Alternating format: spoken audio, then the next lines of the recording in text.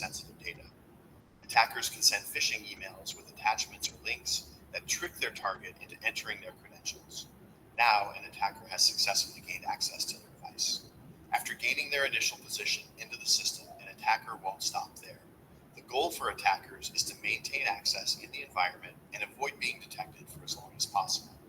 To do this, they'll perform a tactic known as lateral movement or pivoting. This is when they'll spend time exploring the network with the goal of expanding and maintaining their access to other systems on the network. As an attacker pivots in the network, they'll scope out the environment to identify valuable assets such as sensitive data like proprietary code, personally identifiable information like names and addresses, or financial records. They'll do this by searching locations such as network file shares, intranet sites, code repositories, and more.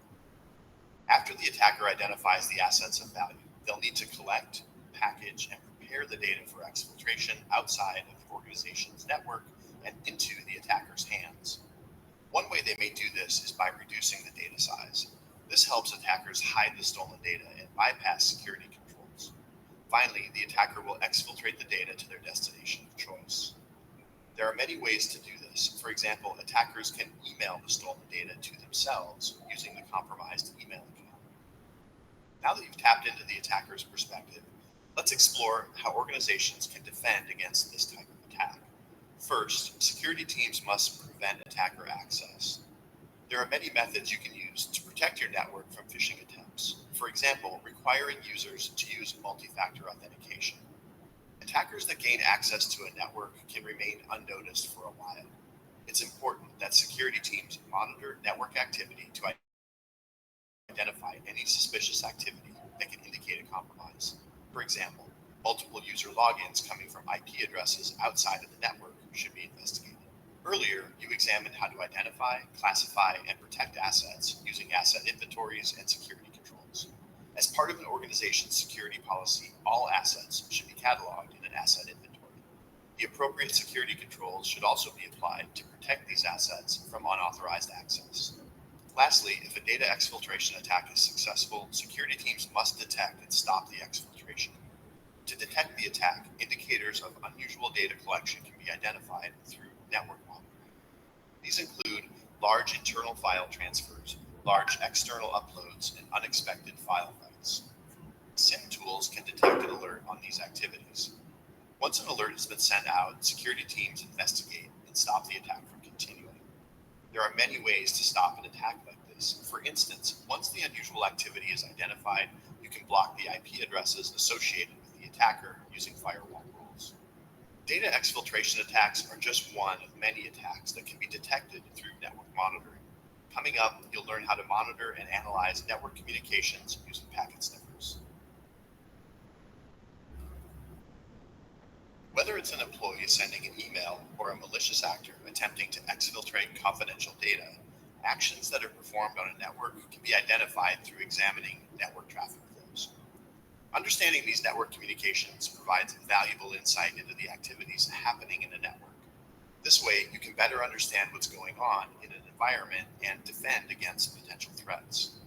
With this in mind, let's examine how to record network traffic through packet captures. Previously in the program, you learned that when data is sent, it's divided into packets. Just like an addressed envelope in the mail, packets contain delivery information which is used to route it to its destination. This information includes a sender and receiver's IP address, the type of packet that's being sent, and more. Packets can provide lots of information about the communications happening between devices over a network. You may also recall that a packet has multiple components. There's the header, which includes information like the type of network protocol and port being used. Imagine this as being the name and mailing address located on a network. Network protocols are a set of rules that determine the transmission of data between devices on a network. Ports are non-physical locations on a computer that organize data transmission between devices on a network. The header also contains the packet's source and destination IP address. We'll explore more information contained in the header in a later section. Next, there's the payload, which contains the actual data that's being delivered. This is like the content of a letter inside of an envelope. And there's the footer, which signifies the end of a packet. So how exactly can you observe a network packet? Just like scents are invisible but can't be smelled, Packets are invisible but can be captured using tools called packet sniffers. You may remember packet sniffers from a previous section. A network protocol analyzer or packet sniffer is a tool designed to capture and analyze data traffic within a network. As a security analyst, you'll use packet sniffers to inspect packets for indicators of compromise. Through packet sniffing, we can grab a detailed snapshot of packets that travel over a network in the form of a packet capture. A packet capture, or PCAP, is a file containing data packets intercepted from an interface or network. It's sort of like intercepting an envelope in the mail. Packet captures are incredibly useful during incident investigation. By having access to the communications happening between devices over a network, you can observe network interactions and start to build a storyline to determine what exactly happened. Coming up, we'll discuss the importance of packet analysis. Meet you there. If a packet capture is like intercepting an envelope in the mail, then packet analysis is like reading the letter inside of the envelope. Let's discuss how analyzing packets can help us interpret and understand network communications. As you may know, networks are noisy. There's an enormous volume of communications happening between devices at any given time. And because of this, packet captures can contain large amounts of network communications, making analysis challenging and time-consuming. As a security professional, you'll be working against the clock to protect networks and computer systems from potential attacks. You may analyze network evidence in the form of packet captures to identify indicators of compromise. Having the ability to filter network traffic using packet sniffers to gather relevant information is an essential skill to have. For example, let's say that you were tasked with analyzing a packet capture to find any indication of data exfiltration. How would you go about this? Using a network analyzer tool, you can filter the packet capture to sort packets. This can help you quickly identify an event associated with data exfiltration, like large amounts of data leaving a database. There are many other filters you can apply to packet captures to find the information you need to support an investigation efficiently. Examples of network analyzer tools include TCP-dump and Wireshark. TCP-dump is accessed through a command line, while Wireshark has a graphical user interface, or GUI. Both tools are useful for security analysts, and soon you'll have the opportunity to explore both. Before we begin using these tools, let's explore packet fields in detail, specifically IP headers. Meet you there. While there are many different tools available to use, it's important as a security analyst that you learn how to read and analyze packets manually. To do so, let's examine an important packet component, IP headers. Previously, you learned about the 4 layers of the TCP/IP model. Remember, the TCP/IP model is a framework that is used to visualize how data is organized and transmitted across a network. The internet layer accepts and delivers packets for the network. It's also the layer where the internet protocol operates as the foundation for all communications on the internet. It's responsible for making sure packets reach their destinations. The internet protocol operates like a mail courier delivering an envelope. Instead of using the delivery information found on the envelope, the internet protocol uses the information found in a packet header, like IP addresses. It then determines the best available route for packets to take so that data can be sent and received between hosts. As you may already know, IP packets contain headers. Headers contain the data fields essential to the transfer of data to its intended destination. Different protocols use different headers. There are 2 different versions of the internet protocol. IPv4, which is considered to be the foundation of internet communications, and IPv6, which is the most recent version of the internet protocol. Remember, different protocols use different headers, so IPv4 and IPv6 headers differ, but they contain similar fields with different names. IPv4 is still the most widely used, so we'll focus on examining the fields of an IPv4 header. Let's start with the version field, which specifies which version of IP is being used, either IPv4 or IPv6. Referring back to our mail analogy, the version field is like the different classes of mail, like priority, express, or regular. Next, IHL stands for Internet Header Length. This field specifies the length of the IP header plus any options. The next field, TOS, stands for Type of Service. This field tells us if certain packets should be treated with different care. For example, think of TOS like a fragile sticker on a mailed package.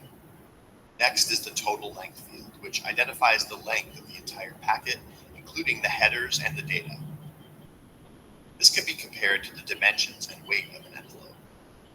The next three fields, identification, flags, and fragment offset, deal with information related to fragmentation.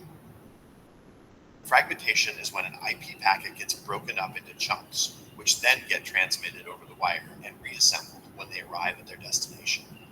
These three fields specify if fragmentation has been used and how to reassemble the broken packets in the correct order. This is similar to how mail can travel through multiple routes like mailboxes, processing facilities, airplanes, and mail trucks before it reaches its destination. The TTL field stands for time to live.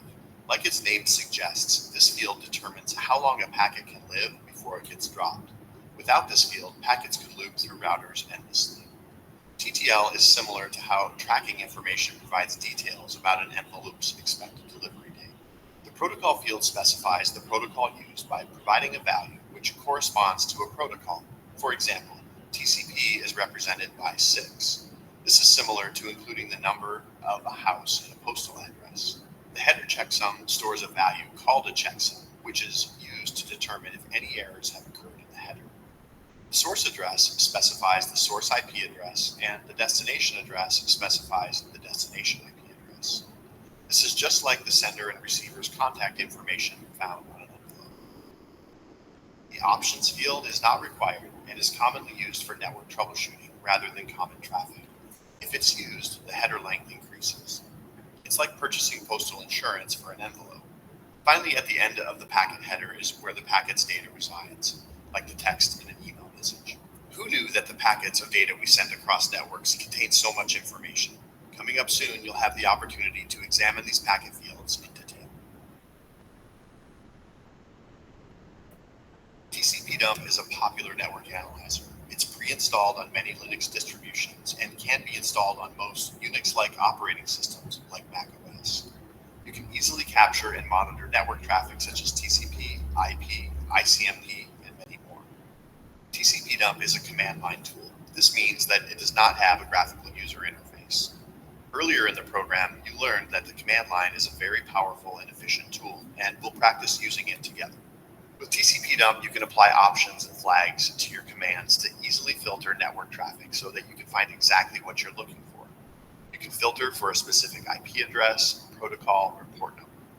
Let's examine a simple TCP dump command used to capture packets. Keep in mind that your computer's traffic may appear different when you use this command. At first glance, this looks like a lot of information. Let's examine it line by line. The command we ran is sudo TCP dump -ini -v -c1. We're using sudo because the Linux account we're logged in on doesn't have the permission to run TCP dump. Then we specify TCP dump to start TCP dump and -i to specify which interface we want to sniff traffic on. The -v stands for verbose, which displays detailed packet information. The -c stands for count, which specifies how many packets TCP dump will capture. Here we've specified 1. Now let's examine the output. TCP dump has told us that it's listening on any available network interfaces, and it's also given us additional information like the capture size. The first field is the packet's timestamp, which details the specific time of the packet traveled. It begins with hours, minutes, seconds, and fractions of a second. Timestamps are especially helpful during an incident investigation when you want to determine timelines and correlate traffic. Next, IP is listed as the version field. It's listed as IP, which means it's IPv4. The verbose option has given us more details about the IP packet fields, such as protocol type and the length of the packet. Let's check it out. The first field, TOS, stands for type of service. Recall that this tells us if certain packets should be treated with different care. This is represented by a value in hexadecimal. The TTL field is time to live, which tells us how long a packet can travel across a network before it gets dropped. The next three fields are identification, offset, and flags, which provide three fields with information relating to fragmentation. These fields provide instructions on how to reassemble packets in the correct order. For example, the DF beside flag stands for don't fragment. Next, the proto is the protocol field. It specifies the protocol in use and also provides us with the value that corresponds to the protocol. Here, the protocol is TCP, which is represented by the number 6. The last field, length, is the total length of the packet, including the IP header. Next, we can observe the IP addresses that are communicating with each other.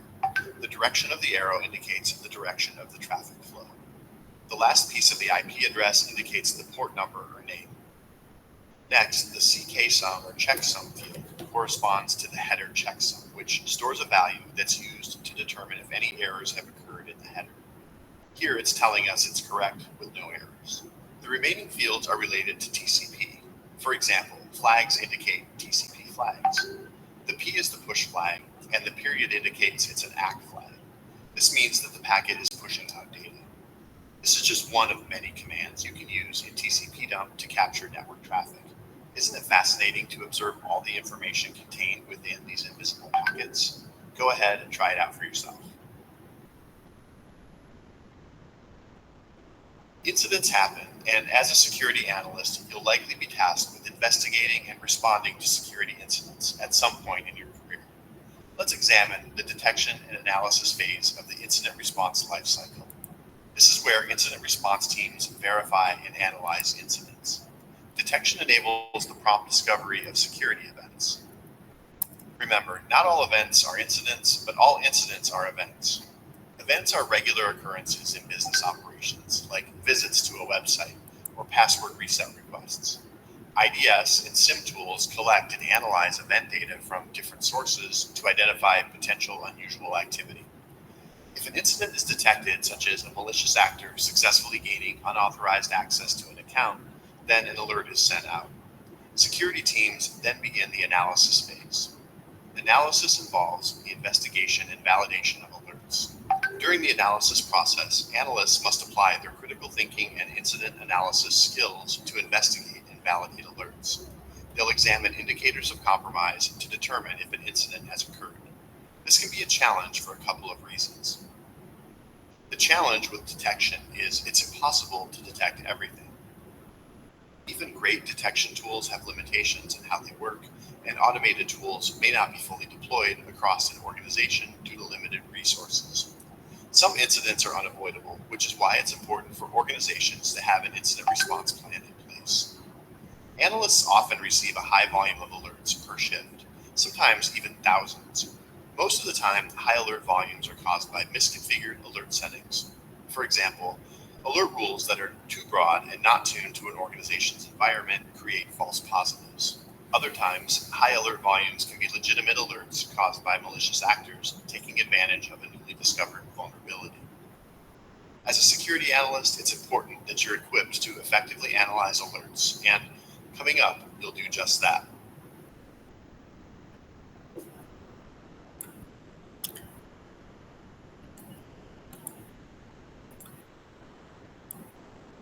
Ok, miren, sí es bastante información